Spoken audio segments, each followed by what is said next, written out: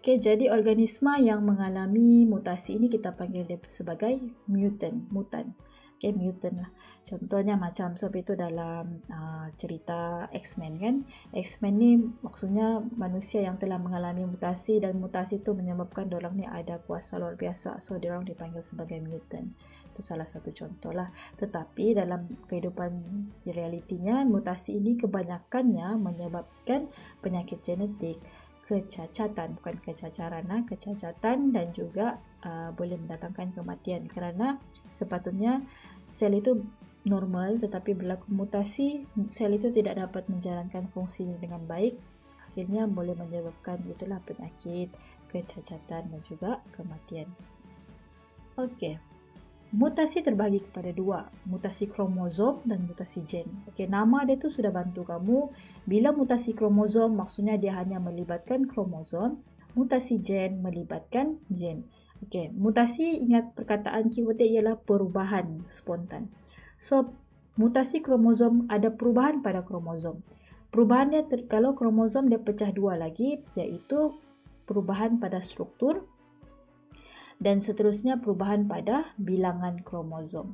Okey, ini kita akan pergi detail nanti sebentar lagi. Kemudian mutasi gen. Mutasi gen ni dia hanya satu saja, dia perubahan struktur. Okey, sepatutnya kod genetik tu. Kod ni kita tahu dalam DNA dia ada kod ATGC, adenine, thymine, guanine, cytosine kan. So ATGC ni biasanya dia ada kod. Contohlah kod sesuatu gen itu AT. Okey, AT tapi bila berlaku mutasi dia jadi ATA sahaja. So dia tidak lagi jadi protein yang normal. Okey. Kita pergi pada mutasi kromosom. Okey, mutasi kromosom dia yang untuk contoh ini adalah mutasi kromosom yang mengubah struktur. Struktur kromosom dia ada 4. Dia boleh berubah secara satu lenyap. Pelenyapan. Lenyap ini hilanglah. Okey, kedua penggandaan. Maksudnya dia berganda. Okey, dalam gambar rajah ni sangat membantu kamu. Ini senang sangat identify. Lenyap hilang. Maksudnya yang normal A, B, C, D, E, F. Tapi bila sudah berlaku mutasi, dia hilang C, D itu. Kalau penggandaan, berganda, bertambah. Okey, this is normal one. Bila berlaku kromosom, dia jadi EF. Dia bertambah pula kod EF itu. Kemudian yang ketiga adalah songsang, penyongsangan. Songsang ni terbalik. So maksudnya sepatutnya ABCD tapi dia jadi ABDC. Dan yang terakhir adalah translokasi. Translokasi ni dia biasanya melibatkan dua kromosom. So sepatutnya macam ni lah. ABCD dan juga KLMN tapi dia berlaku translokasi berubah tempat. Okey. Jadi soalan ini biasanya lah kalau dalam kertas satu objektif dia bagi kamu gambar raja dan kamu kena kenal pasti apakah jenis mutasi kromosom. Adakah dia pelenyapan, penggandaan, penyongsangan ataupun translokasi. Okey, ingat mutasi kromosom dia ada ubah struktur dan satu lagi mutasi kromosom dia ubah pada ni bilangan. Okey, dia ubah pada bilangan. So bilangan kromosom sepatutnya kita ada 2 peringkat. Macam mana boleh kekurangan ataupun terlebih kromosom? Dia berlaku disebabkan ini semasa peringkat anafasa. Okey, pada meiosis 1, meiosis 1 dia sudah kan kita balik kepada meiosis.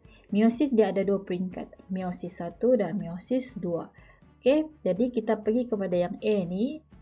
Pada A ni dia pada abnormal itu mutasi itu berlaku semasa meiosis 1. Okey, meiosis 1. Kita lihat di sini ini peringkat anafasa, sepatutnya dia terbelah 2 begini, cantik 2 macam tu kan. Ni terbelah 2. Tapi pada peringkat meiosis 1 tu kromosom homolog itu tidak terpisah secara normal. Dia dua-dua ikut begitu. Okey. Jadi macam mana mau jelaskan perkataannya di sini? Pada peringkat meiosis 1 kromosom homolog tidak terpisah secara normal. Okey. Jadi bila kita lihat di sini, dia sambunglah di sini bila dia terlebih, kamu boleh nampak di sini terlebih, yang ini pula dia terkurang. Okey. Kemudian pada jenis mutasi yang kedua ialah boleh berlaku meiosis 1 dia normal, tapi dia berlaku mutasi semasa meiosis kedua. Okey, di mana di sini sama juga pada peringkat anafasa dia tidak ke kutub masing-masing. Kalau ingat tak, di sini kita panggil kromosom homolog tidak terpisah secara normal. Yang ini kromosom tidak terpisah secara normal. Okey, boleh?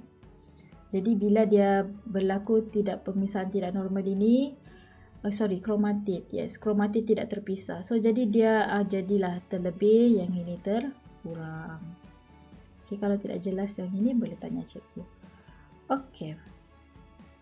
So itu adalah mutasi kromosom. Ingat tadi mutasi dia ada 2. Okey, seterusnya apabila berlakunya mutasi kromosom, dia mutasi kromosom tentang bilangan kromosom terlebih atau terkurang, dia akan menghasilkan penyakit genetik.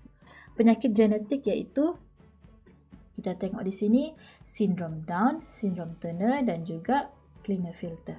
Okey, untuk senang kamu faham supaya kamu tidak keliru, kita kena tahu dulu yang normal, manusia yang normal mempunyai 46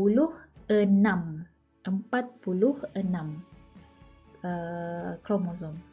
Okey, 46 kromosom iaitu 44 autosom tambah dengan XY atau XX. Okey. Maksudnya di sini jadi bila kita pergi kepada sindrom Down, supposedly we have 46 tapi ini dia 47. Jadi dia terlebih. Sindrom Down dia terlebih, tapi dia terlebih bukan pada kromosom seks, tapi pada kromosom autosom. Okey, sepatutnya normal 44, tapi ini dia ada 45. Okey, sebab itu kenapa pengidap sindrom Down ini dia boleh terjadi pada lelaki atau pada jantina perempuan. Dia tidak efek pada kromosom seks iaitu XX atau XY. Dia efek pada sini. Dan di mana terlebih iaitu dia terlebih pada kromosom ke-21. Dia ada 3. Sepatutnya 2 saja kan, tapi dia ada 1. So 1, 2, 3 dia pada sindrom Down yang ke-21. Ciri-ciri dia terencat akal, dahi yang lebar, mata sepet, hidung penyek. Okey. Manakala untuk sindrom Turner dan sindrom Klinefelter, nama Turner dengan Klinefelter ni adalah nama saintis yang jumpa penyakit ni lah. Okey, yang discover dan dia buat kajian. Okey, again, kita tahu normal untuk manusia kita ada 46 kromosom. 46, tapi di sini untuk sindrom Turner dia 45 sahaja. Sebab okey, dia normal, autosom dia 44. Autosom dia 44, tetapi dia punya kromosom seks yang abnormal. Dia terkurang. Okey, sebab itu 44 tambah 1 X ini. Okey, sepatutnya kalau perempuan dia XX. Tapi dia hanya ada X. Okey, sebab itu kenapa sindrom Turner ni hanya untuk jantina perempuan. Dia kekurangan kromosom seks. Jadi apa ciri-ciri dia? Mandul, kekurangan ciri seks sekunder perempuan. Ciri seks sekunder perempuan ni more to like breast, punggung, pinggul, okey, dan juga suara macam tu. Okey, sindrom Klinefelter pula dia hampir sama dengan sindrom Down. Pelajar selalu keliru sindrom Down dengan Klinefelter. Klinefelter pula dia normal 44 tapi dia efek pada kromosom seks. Dan ini terjadi kepada jantina lelaki. Sepatutnya normal lelaki adalah XY, tapi dia terlebih satu kromosom X, so dia jadilah XXY. Okey. Dan ciri dia mandul, terdapat ciri seks sekunder perempuan seperti buah dada membesar. Okey, soalan objektif selalu keluar soalan ni dan dia selalu bagi nombor-nombor ni. Jadi kamu kena clear dan faham. Okey. Okey, seterusnya pengaruh persekitaran ke atas variasi. So kita tahu persekitaran dia boleh mempengaruhi variasi kepelbagaian itu. Dua contoh di sini ialah kita ambil untuk tumbuhan. Tumbuhan, kita tahu pH tanah itu faktor persekitaran di sini ialah pH tanah. pH tanah boleh mempengaruhi variasi.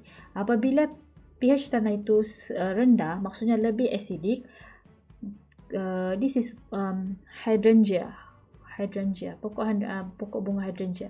Hydrangea bila dia di kawasan pH tanah yang berasid, dia akan mengeluarkan bunga yang berwarna biru.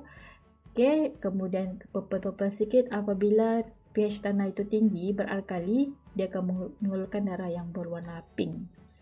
Jadi sebab itu kenapa pH tanah persekitaran itu boleh mempengaruhi variasi. Itu salah satu contoh.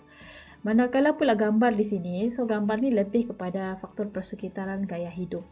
So sekiranya gaya hidup seseorang itu mengamalkan gaya hidup yang makan manis, karbohidrat yang sangat tinggi, gula yang sangat tinggi, berat badan dia bertambah. Berbanding dengan seorang yang mengamalkan gaya hidup yang lebih sehat, berat badan dia mungkin BMI normal. Okey. Okey, so kesan interaksi faktor genetik dengan faktor persekitaran. So kita tahu faktor persekitaran adalah luaran, faktor genetik ada dalaman. Okey, dua contoh di sini. Contoh yang pertama ini adalah untuk tumbuhan. Tumbuhan kita tahu ini adalah spesies pokok yang sama, tapi kenapa ada yang tinggi, ada yang rendah? Mungkin disebabkan jadi spesies yang sama adalah faktor genetik. Tetapi faktor persekitaran dia kenapa boleh ada tinggi dan rendah? Ini mungkin boleh disebabkan oleh bekalan air. Mungkin di kawasan bawah ni bekalan air dia banyak. Jadi dia boleh tumbuh dengan tinggi. Okey. Manakala dengan contoh yang ini pula, okey, ini adalah kembar. Kembar ini adalah saintis NASA, former saintis NASA, maksudnya orang sudah berhentilah, sudah bersarat, dan dua-dua ni adalah kembar. Salah satunya adalah saintis yang pernah tinggal setahun lebih di angkasa untuk melakukan eksperimen. Okey, jadi sebelum salah satu kembar ini pergi ke angkasa, memang diorang nampak seiras. Tetapi setelah balik daripada angkasa, this is Mark Kelly and Scott Kelly, kalau tidak silap nama angkasawan ni. Okay. Jadi salah satu dorang ni telah pergi ke angkasa. Mana satu yang telah pergi ke angkasa kamu rasa? Kiri atau kanan? Okay, nanti kamu coba cari ataupun cuba bagi tahu nantilah. Jadi bila dorang kembar seiras dan memang sama, tapi salah seorangnya telah tinggal di angkasa setahun lebih dan berlakunya faktor persekitaran lah, berlakunya perubahan genetik menyebabkan apabila kembar ni kembali bersama-sama di bumi setelah kembar yang dibaliklah, dia boleh nampak ada perbezaan pula. Okey, ini disebabkan faktor persekitaran di angkasa tu telah mempengaruhi genetik dia. Okey, dan sebab lagi satu genetik si kembar yang di angkasa ini dia berubah disebabkan sinaran radioaktif di angkasa lepas itu tinggi. Okey, yang berada di angkasa lepas, kalau tidak silap saya yang ini. Okey. Okey, seterusnya kita pergi yang terakhir kepentingan variasi dalam kemandirian spesies. Okay, kenapa pentingnya variasi ini untuk survival, untuk kemandirian spesies? Okey, saya cerita dulu untuk gambar raja ini. Gambar raja ini sangat famous. Okey, dia adalah satu pokok yang sama. Pokok yang pertama, keadaan masa sepasa pokok itu ditumbuhi oleh lichen. Lichen ni macam lumut pokok lah, tapi dia berwarna kelabu. Okey, dan di pokok ini ada kupu-kupu yang suka hinggap, iaitu yang tinggal di situ, iaitu Biston betularia. Jadi Biston betularia ni walaupun spesies dia sama, dia ada variasi. Ada yang berwarna gelap putih, ada yang berwarna hitam. Okey, jadi semasa situasi ini semasa pokok itu ditumbuhi oleh lichen yang berwarna kelabu, ni lah lichen lumut tu kan, kita boleh nampak apa yang jelas? Kita boleh nampak ini yang berwarna gelap ini, Biston betullaria yang berwarna hitam ini lebih jelas. Jadi bila dia lebih jelas, lebih senang dikesan oleh pemangsa. Okey, lebih senang dikesan oleh pemangsa. Tapi kita tidak boleh nampak di mana itu kupu-kupu yang berwarna putih, Biston betullaria yang berwarna putih. Maksudnya dia boleh menyamar.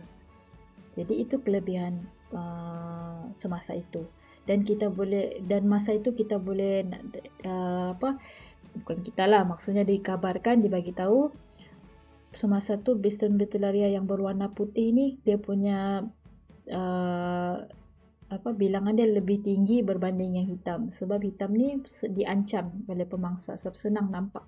Okey, manakala yang kedua, gambar yang kedua, berlaku pencemaran. Pencemaran di situ maksud pencemaran kayu arang, ada kilang kayu arang macam tu. Pokok tu jadi hitam. Okey, pokok tu jadi hitam.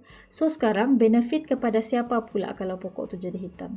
Kepada kupu-kupu yang berwarna hitam, sebab dia boleh menyamar, dia boleh bersembunyi. Jadi pemangsa susah mau detect, susah mau nampak, kenal pasti mana satu ni. Tapi ini sangat jelas, boleh kelihatan. Jadi dia boleh terdedah kepada pemangsa dengan sangat senang. Yang ini pula, yang warna hitam ni pula selamat. Sebab itu kenapa pentingnya variasi? Salah satunya ialah dia boleh menyesuaikan diri dengan persekitaran, boleh membantu suatu organisma itu menyesuaikan diri dengan persekitaran untuk kemandirian spesies, dan boleh melindungi diri daripada pemangsa melalui penyamaran. Okey. So itu adalah tajuk-tajuk yang ada dalam variasi dan mutasi. Kalau ada apa-apa soalan, kamu boleh tanya cikgu. Okey, terima kasih.